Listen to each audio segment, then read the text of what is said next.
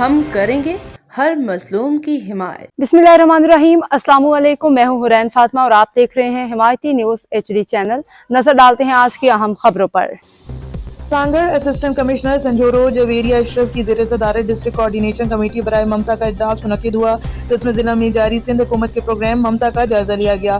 Assistant commissioner نے اس موقع پر کہا کہ اس پروگرام پر مکمل عمل درآمد سے نومولود بچوں اور ماؤں کی صحت پر مثبت اثرات مرتب ہوں گے۔ اس موقع پر ممتا پروگرام کی ضلعی کوآرڈینیٹر کلثوم جوئیو نے کہا کہ اب تک ضلع میں 77,129 حاملہ خواتین کی رجسٹریشن کی گئی ہے، جبکہ 92 PPHI مراکز، 3 تعلقہ اسپتال اور سول اسپتال سانگڑ کو بھی اس منصوبے میں شامل کیا گیا ہے۔ اس کے علاوہ 24 ماہ تک بچوں کو دودھ پلانے والی ماؤں کو بھی اس پروگرام میں شامل کیا جا رہا ہے۔ حاملہ خواتین کو اب بینک الفلاح کی فرنچائز کے تحت بائیو میٹرک کے ذریعے رقوم فراہم کی جا رہی ہیں۔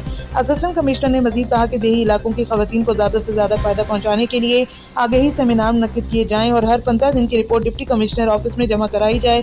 علاوہ ازیں سمس اسپتال شہداد پور کو بھی اس پروگرام میں شامل کیا جائے اور نومولود بچوں میں غذائی کمی کے خاتمے میں مدد کی، لہٰذا تمام متعلقہ افسران اس پروگرام کے بارے میں زیادہ سے زیادہ آگہی فراہم کریں۔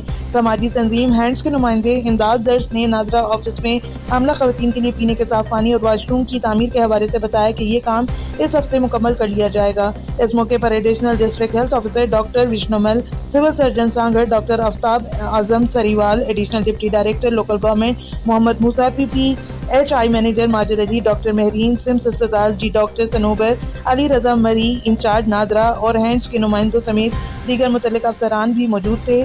اشفاق سنہری کی رپورٹ۔ اب تک کے لیے اتنا ہی۔ مزید خبروں اور اپڈیٹس کے لیے دیکھتے رہیں حمایتی نیوز HD چینل۔